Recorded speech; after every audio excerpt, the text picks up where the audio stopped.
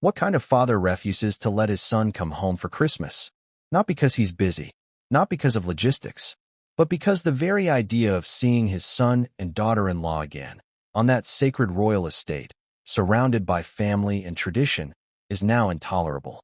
Before we continue, please hit the like button, subscribe to the channel, and turn on the notification bell for updates. Because to King Charles III, this isn't just a strained family issue. This is war. And traitors, as he reportedly told aides, are not invited. This Christmas isn't about mistletoe and mince pies.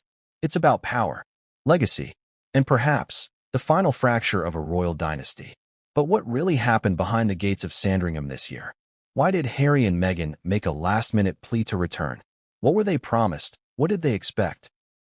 And what shocking decision did King Charles make in response that's now sending shockwaves through royal circles and international media alike? And more importantly, what happens now? Because if you thought the royal feud had cooled down, you're in for a blistering surprise. Let's go back to the moment the letter arrived. It was early December, bitterly cold in London. The kind of gray, bone-chilling day that demanded fireplaces roaring in every room of Clarence House. Inside the drawing room, King Charles III sat at a desk, staring at an envelope. It wasn't the stationery that caught him off guard. It wasn't even the name signed at the bottom. It was the tone, the carefully crafted blend of warmth, nostalgia, and emotional desperation. A direct plea. From Harry and Meghan. They wanted to come home for Christmas. Now pause. Let that sit with you. After everything, they asked to return to Sandringham. Would you have said yes? Let's be clear. This wasn't just about wanting a holiday with the family. This was about staging a public reconciliation, a carefully curated appearance that could reshape global narratives. Think about it. One carefully framed photo on the Sandringham lawn. Charles, William, Kate, Harry, Meghan, smiling. Arms linked. United. The press would have eaten it up. Netflix would have salivated. Tabloids would have exploded with speculation. Peace at last. Royal reunion. Forgiveness and family. But King Charles didn't bite. In fact, he didn't even hesitate. Because for Charles, this wasn't sentimental. It was strategic.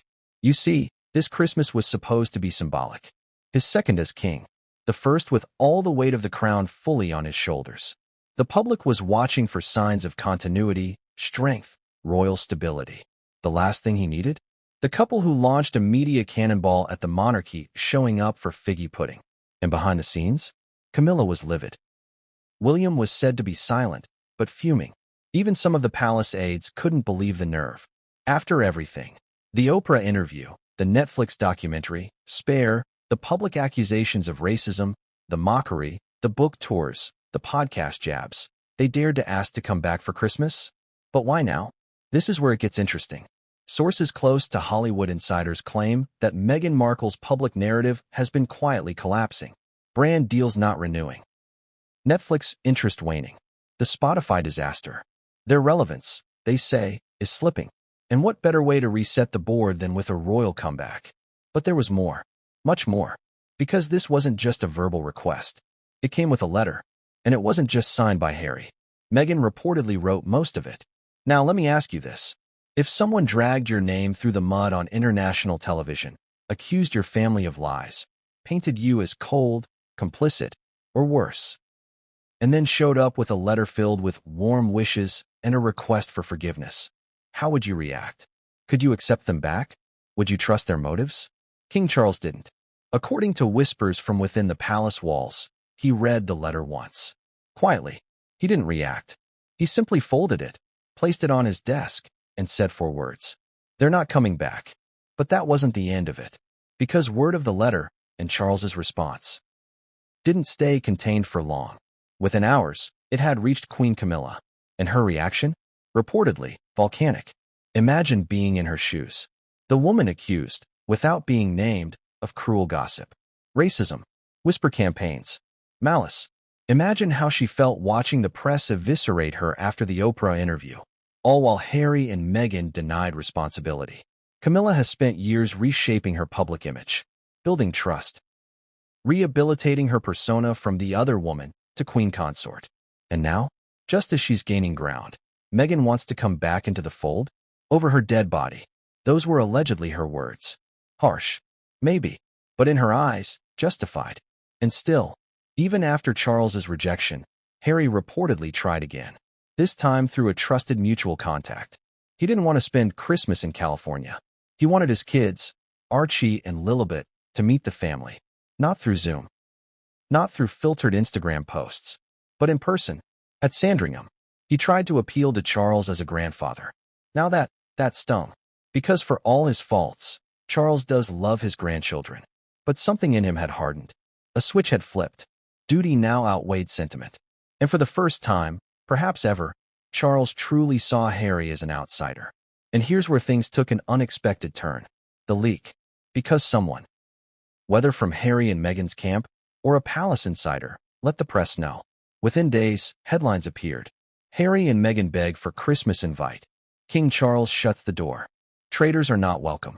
Boom. The damage was done. Public reaction? Divided. Some said Charles was being cruel. Others said it was the only rational decision left. But behind palace gates, the mood was clear. The Sussexes were out. Permanently? Not yet. But dangerously close. Because the word banishment was now being floated behind the scenes. But here's the twist no one saw coming. While Charles, Camilla, and William shut down the idea of a Sussex return, someone else, quietly, carefully, didn't. A senior royal, rarely mentioned in these dramas, reportedly argued for letting Harry come back. Who was it? Why did they speak up? And how did the rest of the family react when they found out? Because what came next would change everything. And no one saw it coming. What if the one voice of compassion came from the most unexpected corner of the palace?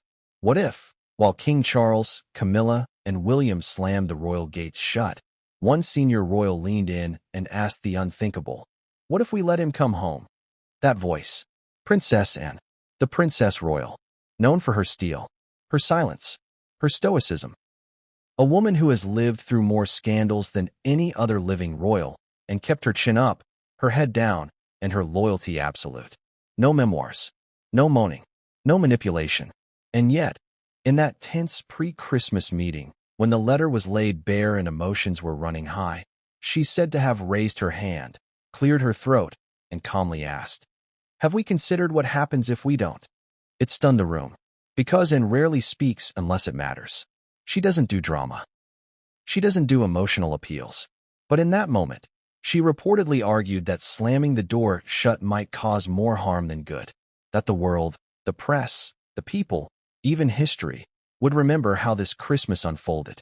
That Charles, the newly minted king, might one day regret being remembered as the monarch who disowned his own son over turkey and protocol. But even she couldn't have guessed what was really inside that letter. Because the moment that envelope was opened, everything changed. And not in the way Harry or Meghan intended. Let's rewind. The letter arrived hand-delivered. No email. No royal messenger. Just a trusted intermediary, someone known to both camps, discreet, quiet, with no paper trail. The paper was thick, embossed, subtly scented, according to a source. The handwriting? Meghan's. Flourished, precise, deliberate. She'd written it and signed it, though it was framed as "from both of us."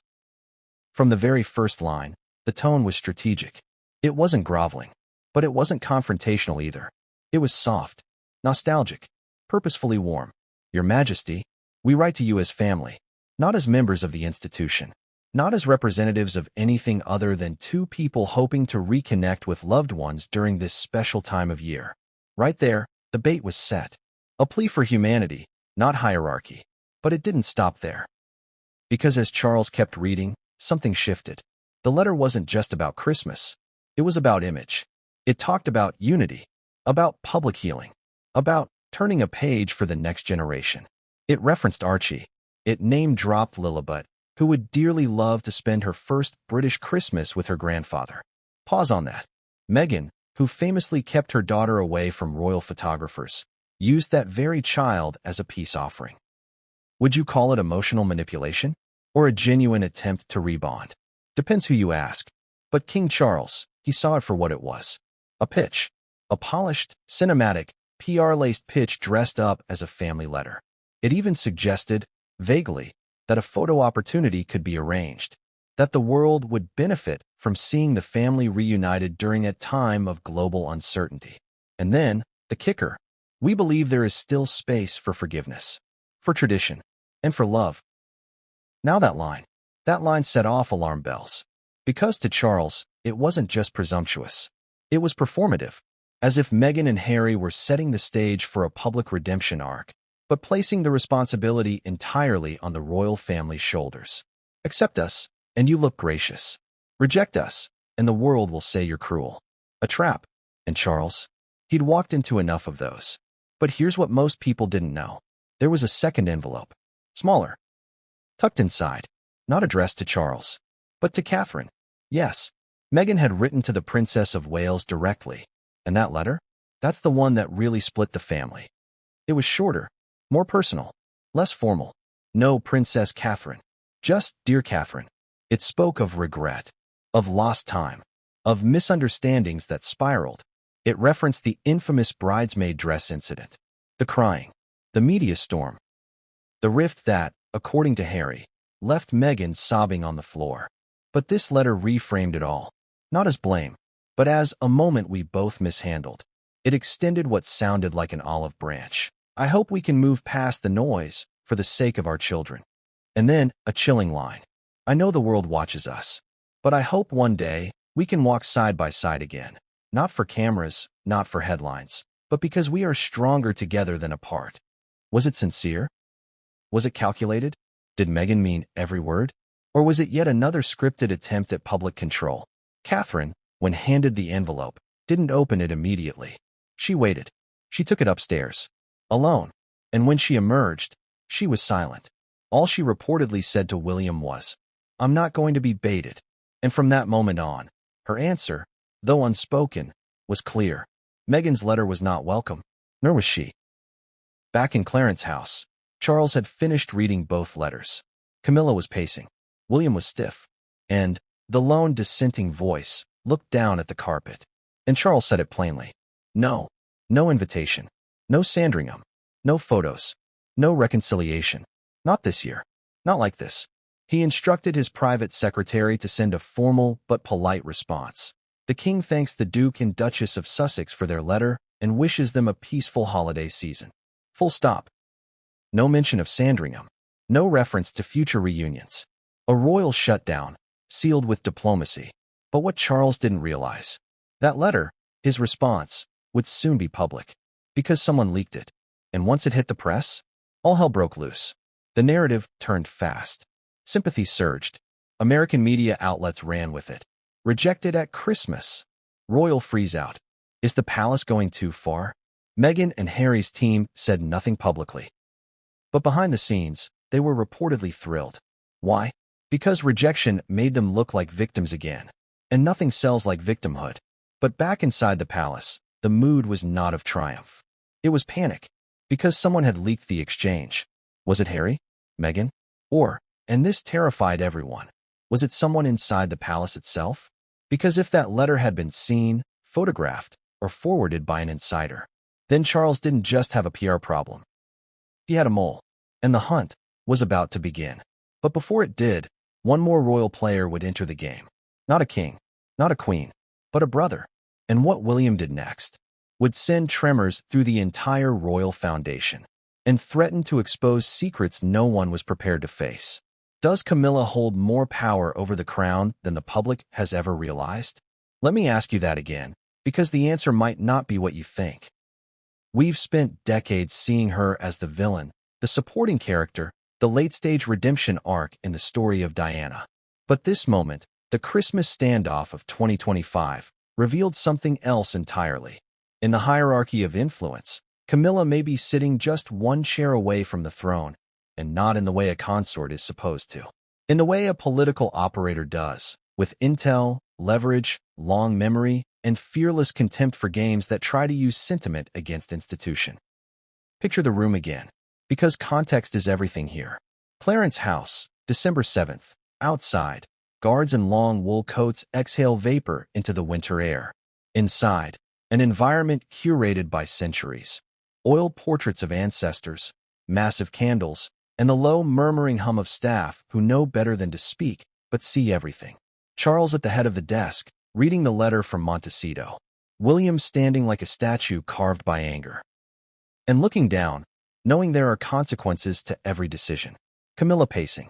1 step, 2 steps. Sharp inhale. A woman who doesn't blow up often, but when she does, it's with a precision-guided warhead. Her fury was not theatrical. It was tactical. After everything, they dare ask for forgiveness? She reportedly scoffed. No one responded, because no one needed to. The tension in the air was already amplifying her silhouette like stage lighting, flickering off the hearth behind her, though this was no stage. This was command. Because Camilla, unlike Harry and Meghan's world of media optics and timed photo drops, lives in a universe of power calculus. A royal estate isn't a family Airbnb with titles. It's a theater of legitimacy. A plea for Christmas is never just that when you left by detonating reputations across continents. She scanned the faces like someone checking exits. Then she said the words that would define the season. If they come, this institution loses. Again. And I will not have those children walking through those gates to restore a narrative we did not break. They can tear down again next year. But they do it from the outside. Hard pause. Camilla and Catherine are opposites in temperament. Catherine controls the mask with poise, silence, poker face monarchy. Camilla? She controls the player. She remembers every slight, every press cycle that was weaponized against her, and uses patience as currency until the moment arrives to spend it. That envelope from Montecito, warm rhetoric, soft lines, vague suggestions of imagery. Camilla sees those tactics like a seasoned general seeing smoke signals. And yet, this time she wasn't waiting. Because this was a power challenge. One she could answer directly. So she turned to Charles. Do you know what they're ready to publish if you say yes? She asked. Charles blinked. Slowly. Interested but unmoved. What do you mean? A junior advisor dared whisper.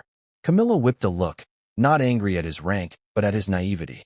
Then came the bombshell she dropped not to the media, but to the decision-maker himself. There is footage. More than one reel. More than one room. And if they walk into Sandringham on Christmas Day, they will own the narrative forever. This is not reconciliation, Charles. This is surrender. Now ask yourself. Do you believe Camilla was bluffing? Or do you think there are palace-adjacent players who know there are chips still unexposed on the board? Charles stood from his seat. Finally, not to shout at Camilla, but to meet her in influence, eye to eye. Explain, he said. And Camilla did. Here's the backstory the public doesn't know. Months earlier, in late 2024, during early editing of Harry and Meghan, The Unfiltered Years, footage that Netflix eventually scrapped after internal test screenings showed declining interest. A reel surfaced that showed sensitive behind-the-scenes interactions. Real ones. Not scripted feel-good moments, but raw exchanges between Charles and Harry, discussing legacy, family media strategy, and the line between private wounds and public weapons. At the time, Netflix's focus groups reportedly labeled the reel too hot for release without full royal cooperation. Talk stalled. Interest fizzled, but the footage still existed, and Meghan's lawyers, according to inner circle gossip, were quietly trying to reacquire editorial permissions to hold distribution leverage, rights that could be used later. Negotiation collateral. Collateral they thought Charles didn't know about, but Camilla did. There is a clause, she said, not royal law, streaming law. A clause in early Netflix contract drafts that gives distribution priority to either party if a mutually attended public reconciliation event occurs and is photographed or filmed by an approved vendor. In simple terms, if Harry and Meghan attended Christmas under an agreed reconciliation narrative cycle and footage was captured on the estate by a pre-approved media partner, the Sussexes could trigger distribution priority, giving them editorial narrative control over royal-branded reunion imagery for one full annual cycle. Think about that. A king can banish his son emotionally, but he can't banish media leverage once a distribution clause fires. Camilla placed her palms flat on the desk. Their letter wasn't a plea. It was a trigger condition, she said. William froze and inhaled. Charles's secretary turned pale. But here's the contradiction that kept the room unpredictable. Harry's letter reportedly wasn't fully Meghan's strategic brainchild either. It contained genuine lines. In between PR fabrications and title-dropping suggestions, There were moments of Harry's voice cracking through the monogrammed paper like a raw note in an orchestral soundtrack. One line read, "I miss the way we used to walk into a room without suspicion." That was Harry, not Meghan. But it was folded into Meghan's strategy to soften it. Love bomb stationery. Sprinkle authenticity. Build curiosity gap. Camouflage the tactical trigger. Still calculated. Still lethal. Still rejected. William, recovering from his stony silence, finally spoke. "Why didn't Netflix publish it then?" he asked. Camilla smirked without joy. Because they were waiting for a moment like this. A family rupture they could resurrect as drama. A Christmas plea with a rejection letter makes victims. She paused. Attending would have made them directors. And this is where another contradiction surfaced, one that might surprise you even more. William had his own counterplay, not fueled by forgiveness, but fueled by precedent, containment, strategy, and a streak of vengeance inherited very literally from royal experience. Because William had already spoken to legal counsel weeks earlier, not Parliament Council, Royal Household Council. William didn't want to remove Harry from the bloodline. He wanted to remove Meghan from the distribution cycle. So, according to a private advisor leak from William's side, he pushed for using a rarely enforced contractual workaround, institutional narrative denial at a national broadcast level, without direct reference to the Sussexes by name. If the monarchy publicly treated the Christmas plea narrative as media speculation instead of a formal family appeal, the distribution trigger clause could be invalidated retroactively, making any captured reconciliation images or footage editorially unusable under the brand of institutional reunion legitimacy. Translation: if the institution doesn't acknowledge the plea publicly, there is no reunion event, no clause firing, no vendor approval, no narrative ownership. That legal workaround was never meant for Christmas feuds. It was meant for narrative containment during royal institution crises involving public identity control. And William planned to use it at the Christmas table to protect the crown's legitimacy, Catherine's dignity, and the institution's media sovereignty. You might ask, did Camilla know William was preparing that move? Answer: she knew only that someone was preparing something. But she waited. Because Camilla doesn't need to lead if someone else is willing to fall on the sword. She only needs to make sure the sword is sharpened. And in this moment, William was sharpening it. She finally turned to Charles. "You still want forgiveness?" she asked gently, but it wasn't gentle at all. Charles exhaled, royal vapor into drawn curtains. "It's not forgiveness. It's containment," he said. "You taught me that." She nodded once. Slow motion. Then she delivered her ultimatum. If this institution is photographed with them, it will be photographed losing. So if they walk through these gates, Charles, it is with the world knowing. Traitors are not invited, and betrayal cannot be undone by baubles. And looked up for the first time. William's jaw twitched like seismic plates grinding. The letters were folded. Put away. Diplomacy deployed. Legal workaround ready to fire. Everyone thought it was resolved. But here's what no one saw. And what will keep you watching till the last second. Camilla didn't just want them out for Christmas. She wanted them narratively irrelevant for good. And this Christmas was the line in the snow. And now, the next letter, the response from Montecito, would not be on paper. It would be an appearance. A Christmas counter-broadcast being quietly rehearsed in California. A ghost carol networked through American syndicated channels with a timing that could overlap Charles's own Christmas speech. A format Charles cannot legally preclude unless he names them in institutional narrative acknowledgement. The very thing William's lawyers warned him not to do. They were planning a Christmas Day broadcast collision. 2 Christmas messages. 1 crown. 1 counter.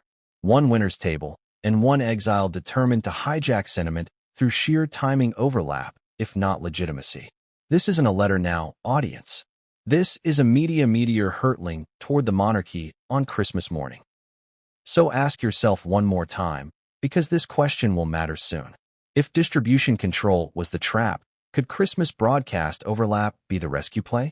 Because what comes next won't fire a clause, but it might still fire a crisis.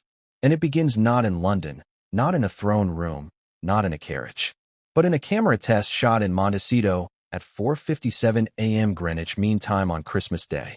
But what came next would change everything, and no one saw it coming. What does it look like when a monarchy braces for war, not with weapons, but with words and images. It looks like this: a drafty, echoing room inside Clarence's house. Walls covered in brocade wallpaper that's seen the likes of Churchill, Diana, and Elizabeth II. Heavy doors locked shut. Phones confiscated. Fire flickering in a hearth as cold as the conversation around it. A throne not made of gold, but of decisions that cannot be reversed once made public. This is the frozen throne room. And on this particular December morning, it wasn't the snow outside that had chilled the halls. It was the silence after a warning. Because now, it wasn't just about Harry and Meghan attending Christmas. It was about what they would do instead. The palace had been informed, through whispers of whispers, and one terrifyingly credible leak, that Montecito was planning to launch a Christmas Day media event. A holiday message from the Sussexes, featuring Archie and Lilibet. And allegedly, footage of their home life, family reflections, and a direct address to King Charles. Now pause. Imagine the implications. For the monarchy, Christmas Day has always been sacred. The Queen's speech, now the King's speech, airs at 3 p.m. Greenwich Mean Time. A tradition since 1932. A moment of unity. A broadcast not just for Britain, but for the Commonwealth. A time where the monarch reflects on the year, extends blessings, and, subtly, reinforces the institution's emotional legitimacy. But now, the Sussexes were threatening to steal that thunder. Not just to speak, but to compete. Inside Clarence's house, the throne room became something closer to a war room. Aides scrambled for intel. Communications directors whispered about broadcast collision and message saturation. Could the Sussexes legally air such a message? Yes. Could they time it to rival the King's speech? Also yes. Could it be a coincidence? Absolutely not. Not after what Camilla had uncovered. Not after the letter. Not after the silence. This was retaliation, but it was dressed in something more dangerous than rage. It was dressed in sentiment. Christmas trees, children's voices, a crackling fire in a California mansion, and at the heart of it, Harry, the son who'd once walked those very Sandringham halls, now speaking from exile, with smiling children, warm lighting, and a carefully scripted message that would appear to be about peace. But between the lines, it would be war. And so the frozen throne room began to strategize. First move, lock down the King's speech. The final draft of Charles's Christmas address had been scheduled for taping 3 days later, but now it was pulled forward. That afternoon, Charles, weary-eyed and contemplative, sat in front of the royal crest as cameras rolled. But here's what no one told the press. He re-recorded the ending 3 separate times. Why? Because the palace couldn't decide just how much to imply. Should he reference family? Should he mention the pain of division? Should he keep it strictly neutral?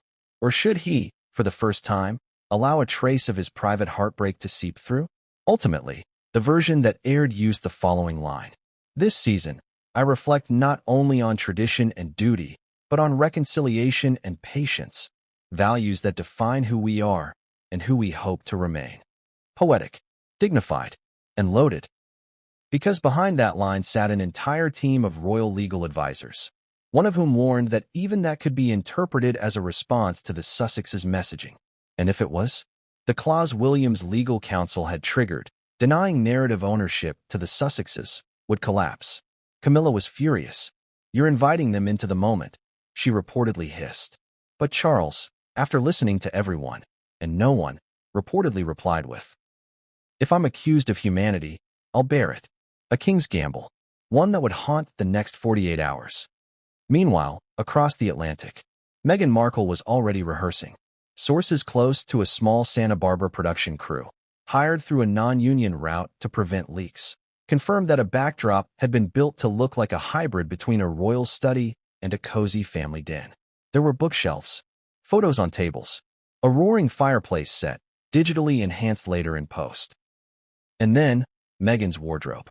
Allegedly, a soft beige cashmere turtleneck and delicate earrings worn during her early days as a working royal.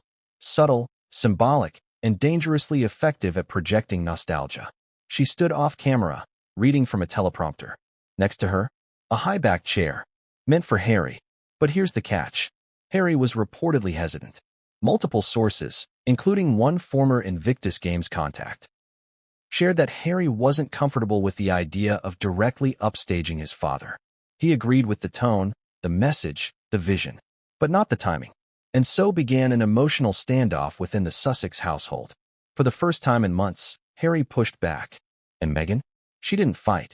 She waited. Because Meghan knows when to argue and when to let a man arrive at her idea himself. She reportedly told him, "It's your family. Say what you need to say." And with that, Harry reworked the script, cut lines, added one that changed everything. No matter where we are, or how far apart we may feel, we are still family. And just like that, the tone shifted from provocation to subtle supremacy. Because while Charles was keeping quiet, stiff, traditional, Harry would be human, casual, gentle, a father, a son, a brother, unthreatening on the surface, but undermining by design. And Meghan knew it. Back in London, palace aides received a tip. The Sussex Christmas message had already been taped and was scheduled to air at 2:45 p.m. Greenwich Mean Time, 15 minutes before Charles. The message? Undercut the monarchy. Own the emotion. Win the world's sympathy before the crown can speak. Charles was livid. Camilla went white. William? He stood up, walked out, slid his phone into his pocket, called a number only 2 people in the palace had, and made a decision that shocked even his father. He would go live. That's right.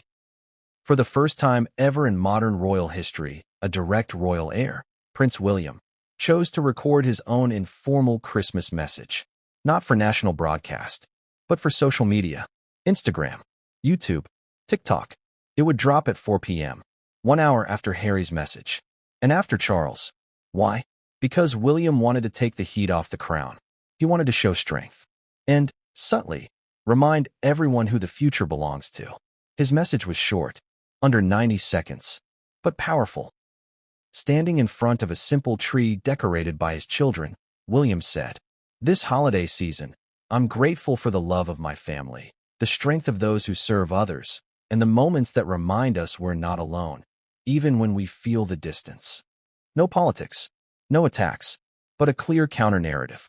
One that said, this is the real family moment, not the broadcast from Montecito, but the heir, standing proud, with no drama, just dignity. And that resonated. The day of Christmas finally arrived. The countdown began. At 2:45 p.m. sharp, the Sussex message went live. Smiles, firelight, soft piano, Harry sitting beside Meghan, holding Lilibet on his lap, Archie clapping behind the camera. They spoke of hope, unity, peace, and then Harry said, "No matter how far we go, we carry our family with us." Boom. Message delivered. Emotional, stirring, almost impossible to criticize, and yet strategic. The world ate it up. Comments flooded in. Headlines broke immediately. Harry outshines King with surprise Christmas message. But then, 3 p.m., Charles's speech airs. Gravitas, legacy, tradition, subdued, formal, impeccably delivered. And then, 4 p.m., William drops his clip, unannounced. No press release, just a caption. "Merry Christmas from our family to yours." It dominated the conversation instantly. Suddenly, the Sussex message was no longer the story. Now, everyone was comparing tone. Who was warmer? Who was more authentic? Who won Christmas? But inside the palace, there was no joy in this game. Only one lingering, frigid truth.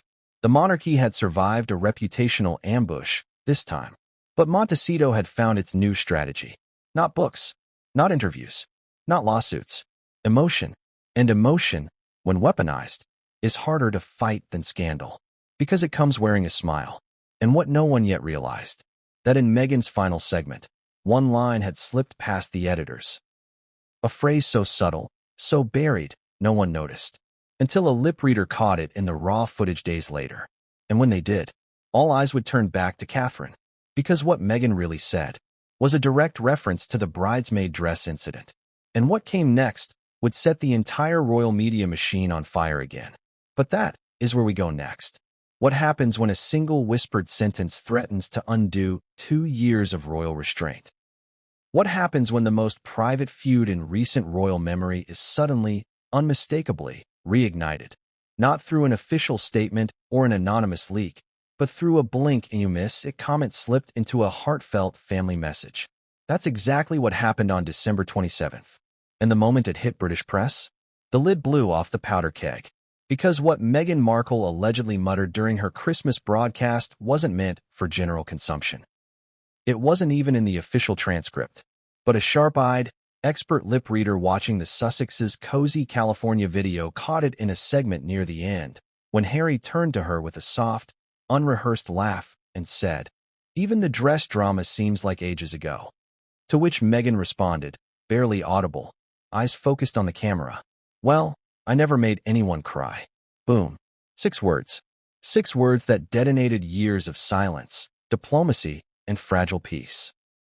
6 words that Catherine, Princess of Wales, reportedly heard only after they'd been flagged by a senior royal aide who saw the viral clip circulating on X and TikTok.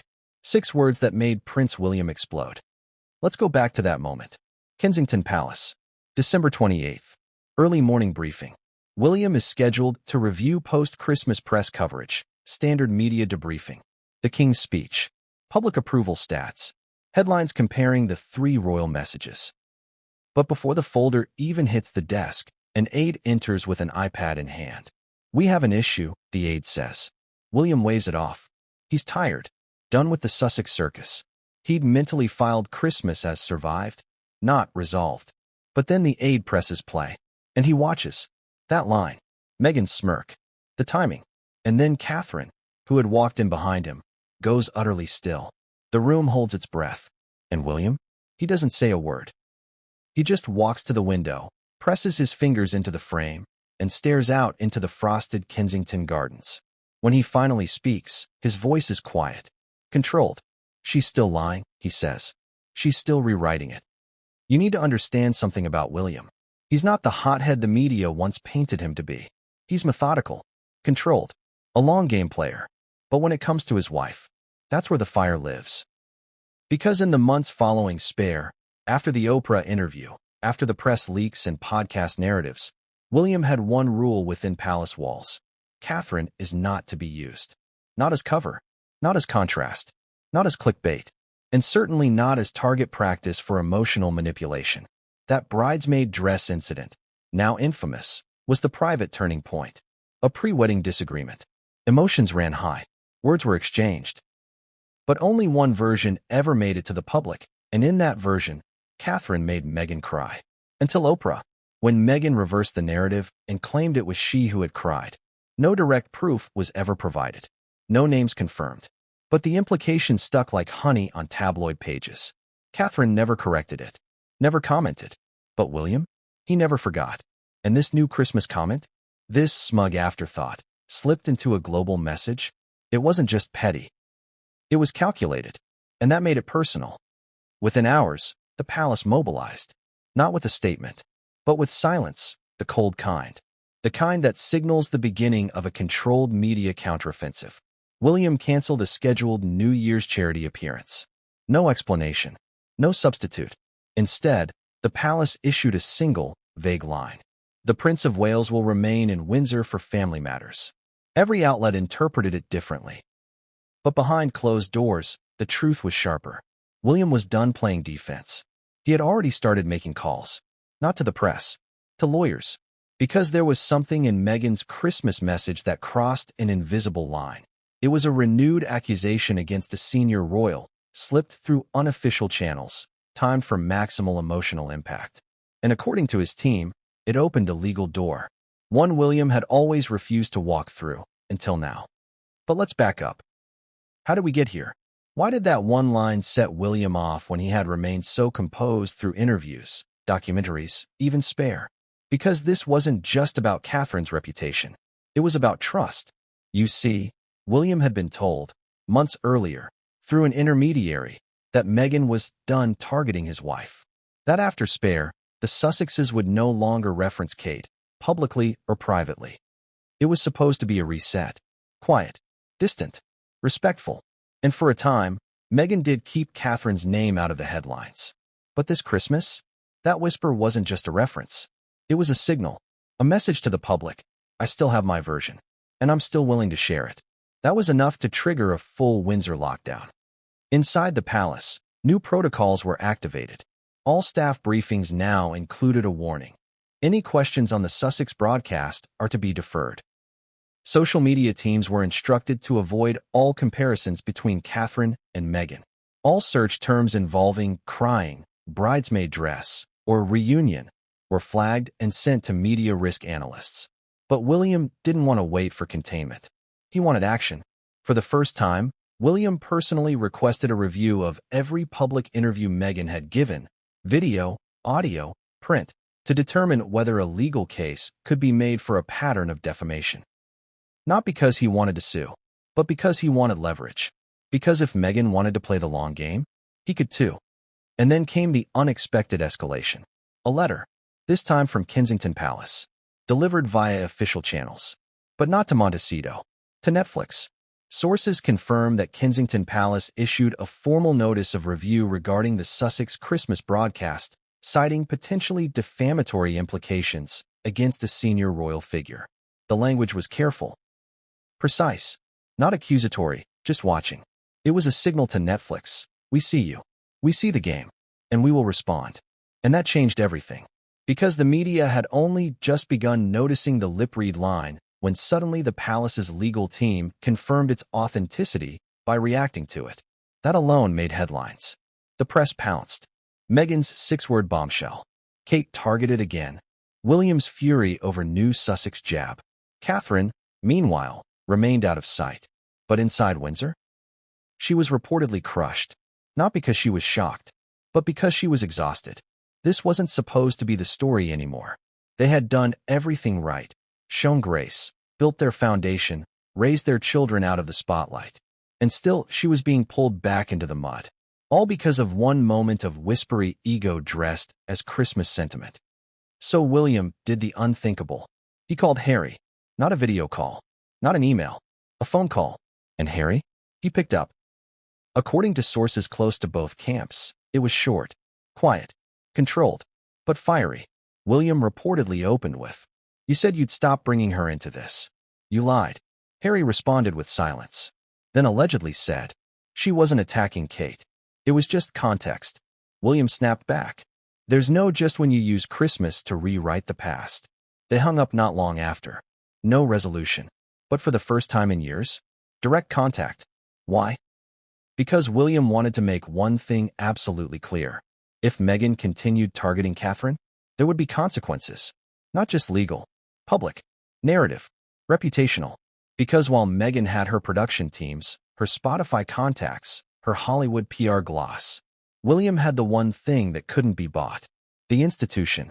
And if this was going to escalate again, he'd make sure the palace didn't blink first. But here's where things took a strange twist. Because Meghan hadn't intended that line to go public. Sources within her California team were reportedly furious the editors had missed it. It wasn't scripted. It wasn't cleared. It wasn't even on the teleprompter. It was a heat-of-the-moment remark she made, possibly forgetting it would be captured.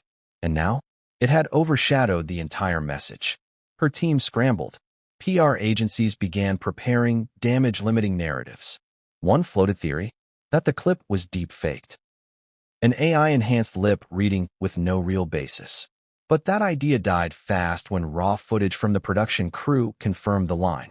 And that left Meghan with two options. Apologize and clarify, which would look like an admission. Double down, which would escalate everything. She chose neither. Instead, she vanished. No statements. No posts. No follow-ups. Let the story burn. Let the palace chase shadows. Let William stew. Let Catherine disappear again from the spotlight. Not out of shame, but self-preservation. But Harry? He felt the pressure. And he knew what was coming next. Because if that one whispered sentence had caused this much damage, the next chapter would be nuclear. Because William wasn't going to play nice anymore. He had his next move. A move aimed at cutting off the Sussexes' media leverage permanently. But what came next would not just shake the palace. It would expose a name no one dared mention before. What if the attack wasn't accidental? What if that whispered line, "Well, I never made anyone cry," wasn't a mistake at all, but part of a larger game? One where Meghan Markle didn't just play defense, but offense. Because while the palace scrambled to decipher, deflect, and damage control, Meghan, far away in sun-drenched Montecito, was laying the groundwork for a comeback that no royal lawyer, no stiff-lipped protocol advisor, and certainly no Kensington aide could stop. And this time, she wasn't coming for sympathy. She was coming for dominance. Let's take a walk inside the walls of the Sussex compound.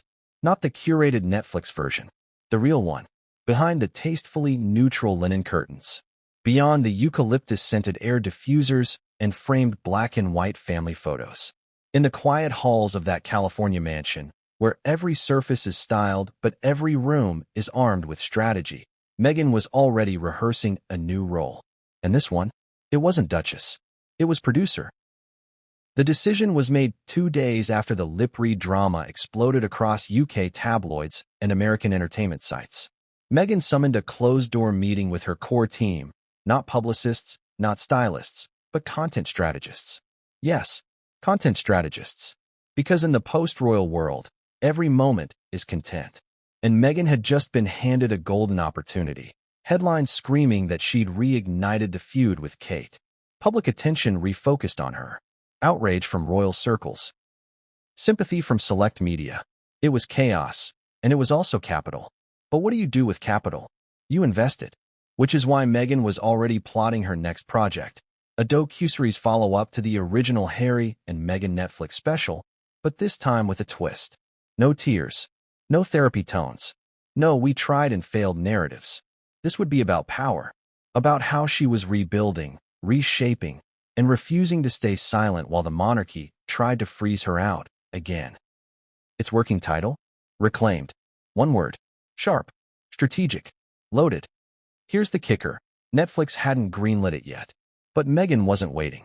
Because she didn't need a green light. She needed buzz. And the Christmas clash had given her just that. She knew something the royals hadn't fully realized yet. The world was still watching.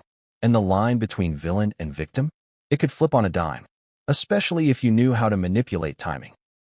So while William instructed his team to prepare legal letters, Meghan instructed hers to draft concept reels, sizzle tapes, mood boards. The footage already existed. Soft-lit mornings with Archie making pancakes. Lilibet toddling across the garden with a toy crown.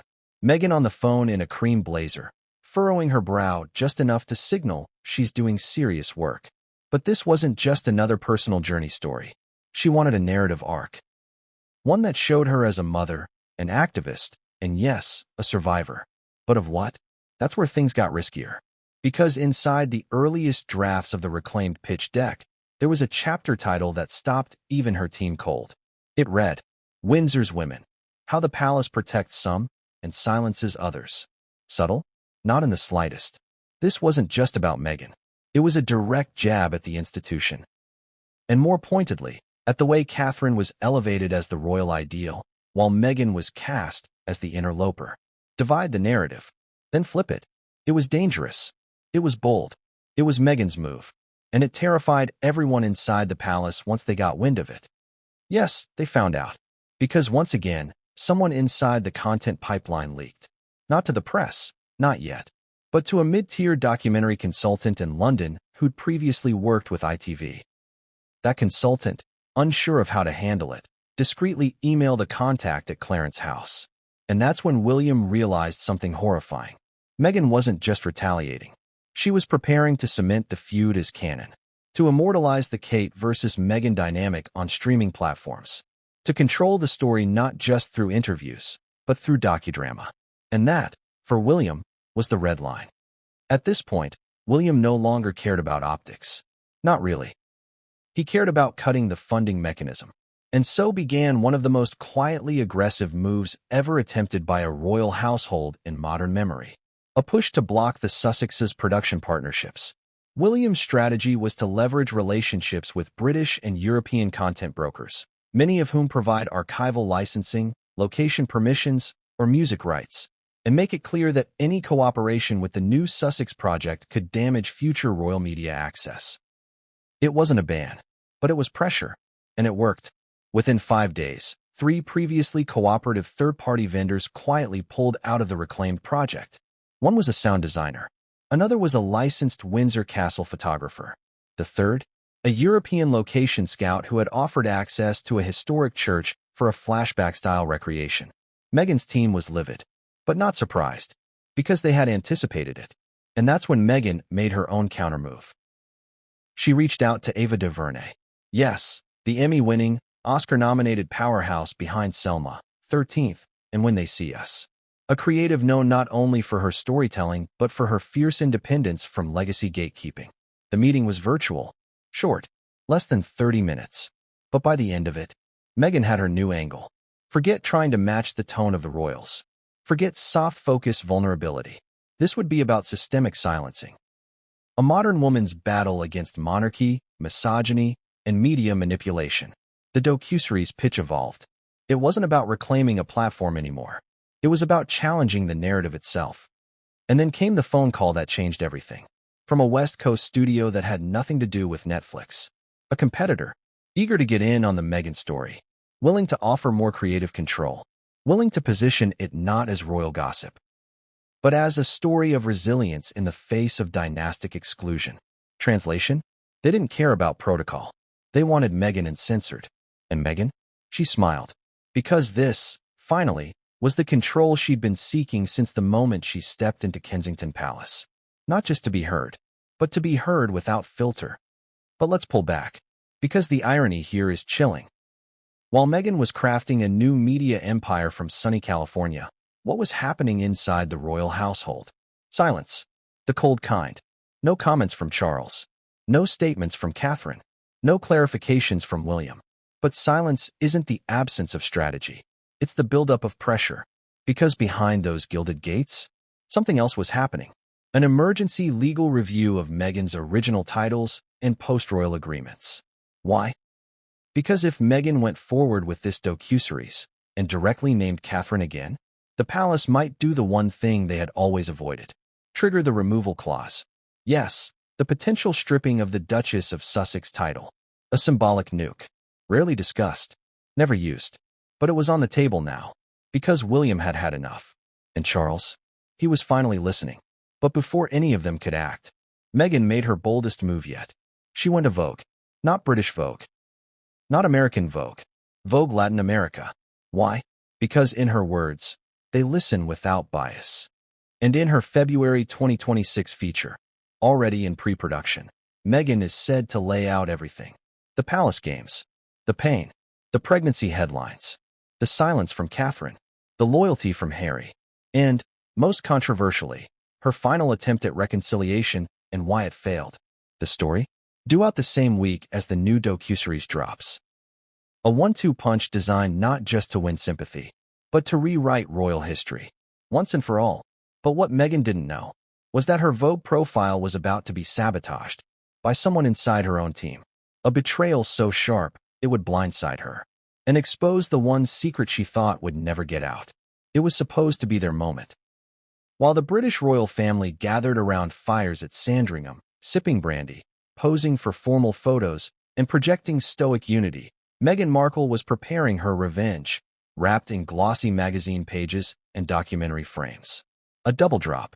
Vogue Latin America and Reclaimed. A cross-platform blitz to reshape the narrative, to show the world that she wasn't the villain, she wasn't the disruptor, and most importantly, she wasn't backing down.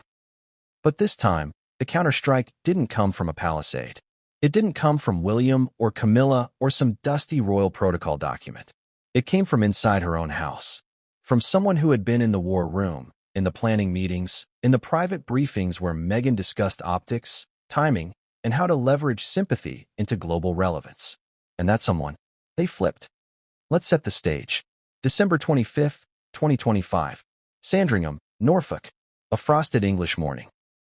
The royal Christmas walk is back on. Full attendance, -2. The Sussexes are officially not invited.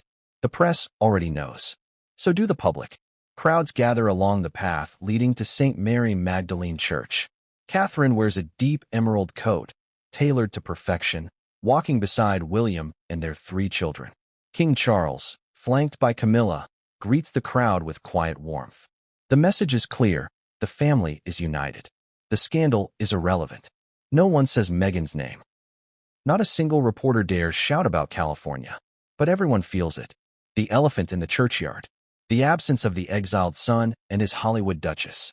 And while the cameras flash in England, halfway across the world, Meghan is finalizing copy approval for her Vogue spread, the final piece of her redemption arc.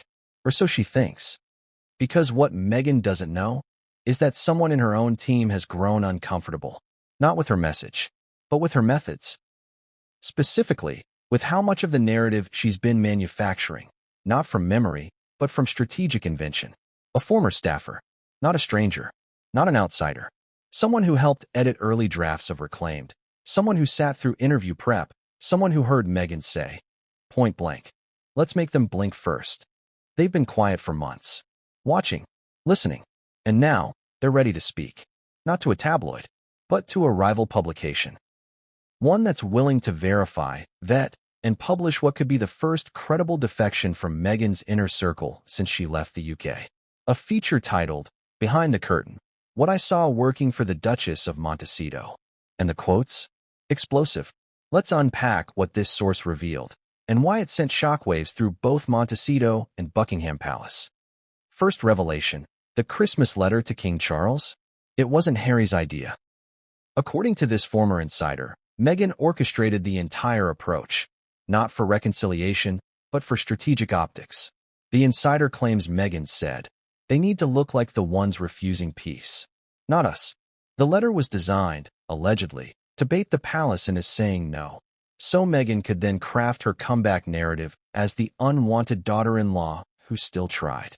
Second revelation, Meghan's Vogue feature wasn't just personal, it was political.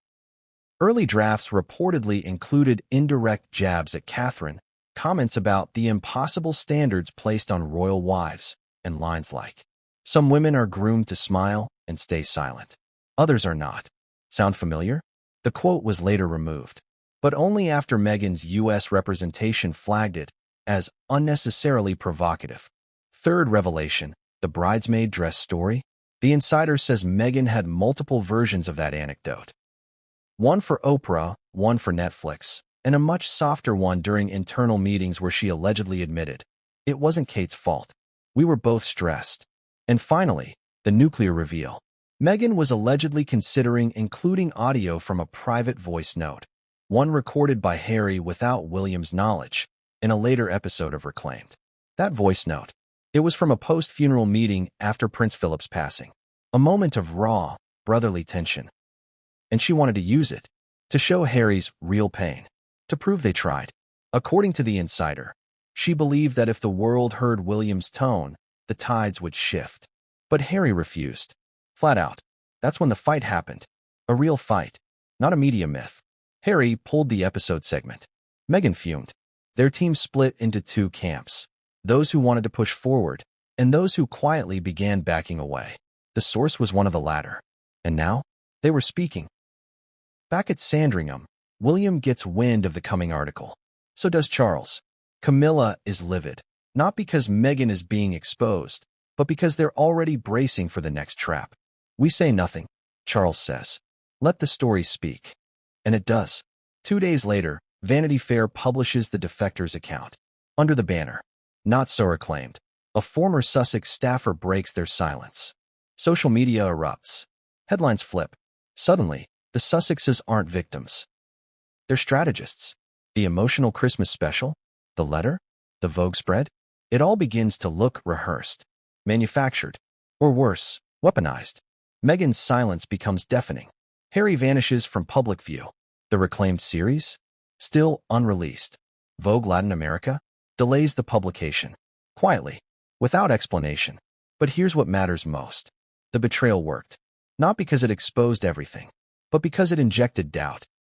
And doubt, in the court of public opinion, is fatal, because when people stop believing, they stop defending.